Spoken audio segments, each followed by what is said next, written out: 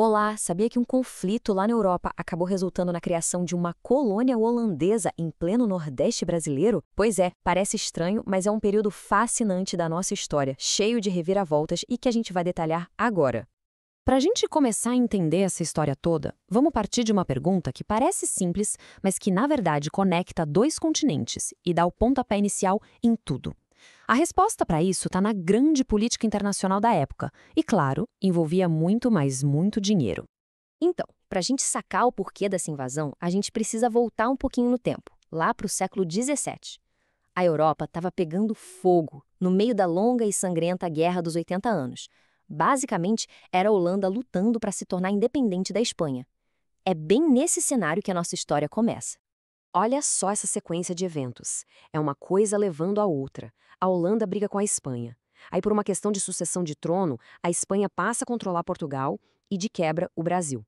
O resultado? Os holandeses, inimigos da Espanha, foram proibidos de comprar o açúcar brasileiro. E o que eles fizeram? Se não podemos comprar, vamos tomar a fonte. A solução foi invadir o Nordeste e assumir o controle do ouro branco da época. E quem é que bancou essa invasão toda? Não foi um rei, não foi um governo, foi uma das primeiras megacorporações da história, a Companhia das Índias Ocidentais. Pensa nela como uma empresa gigante, com muito capital, navios e até um exército particular. O objetivo era bem claro: lucrar com a guerra e com o comércio nas colônias. Com o território conquistado, entra em cena a figura central de toda essa história, Maurício de Nassau. Ele era um nobre alemão, um cara super culto, com uma visão muito à frente do seu tempo. Ele não queria só extrair riquezas, sabe? Ele sonhava em construir uma colônia modelo, um pedacinho da Holanda nos trópicos. E essa colônia ficou conhecida como a Nova Holanda. A estratégia do Nassau para conseguir governar a região foi simplesmente brilhante. Imagina só, ele chegou para os senhores de engenho e ofereceu um pacote de vantagens impensável para a época. Ele garantiu tolerância religiosa, segurança e até isenção do serviço militar. Em troca, ele só pedia lealdade e o pagamento de impostos. Foi uma jogada de mestre para manter a paz e, claro, a produção de açúcar a todo vapor. E para fazer a economia gerar de novo, o plano econômico do Nassau foi super prático e direto ao ponto. Ele sabia que precisava dos produtores locais. Então, o que ele fez? Primeiro, organizou a produção. Segundo, vendeu os engenhos que tinham sido abandonados durante a guerra e vendeu a crédito. E o mais importante, injetou dinheiro na economia, dando empréstimos para os senhores de engenho poderem recomeçar. O resultado de toda essa visão foi a transformação radical de Recife.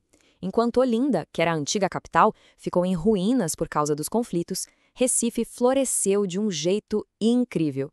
Nassau construiu a primeira ponte da América Latina, palácios, casas modernas. Ele criou até um jardim botânico e um zoológico. Ele estava literalmente construindo uma capital com cara de Europa, no coração do Nordeste. E olha, a ambição do Nassau ia muito além da economia e da arquitetura.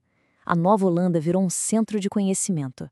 Ele trouxe uma comitiva de artistas e cientistas como os pintores Franz Post e Albert Eckelt. Eles fizeram as primeiras pinturas e descrições realistas da nossa paisagem, da fauna, da flora e dos povos que viviam aqui. Foi um legado científico e cultural gigantesco. Mas como a gente sabe, nem tudo que é bom dura para sempre, né? Aquele sonho de uma Nova Holanda tropical, próspera e pacífica não estava destinado a durar. Logo, toda aquela tranquilidade daria lugar a tensões, dívidas e, no fim, a uma rebelião bem sangrenta. E aqui está a grande virada, a grande ironia dessa história. Lembram daqueles empréstimos que o Nassau deu para reerguer a produção de açúcar?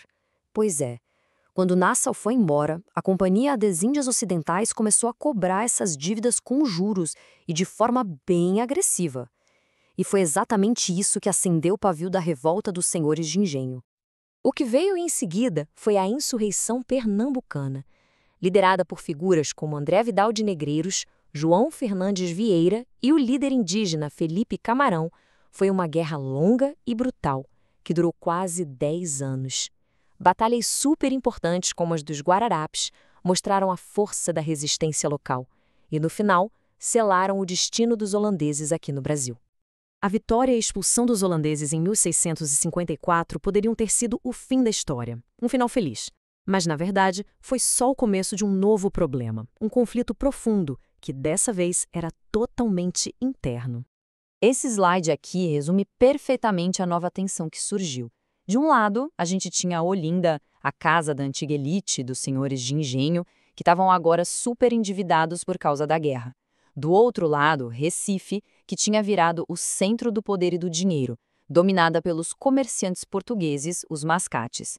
Essa rivalidade entre a elite rural de Olinda e a elite comercial de Recife iria explodir anos depois na chamada Guerra dos Mascates.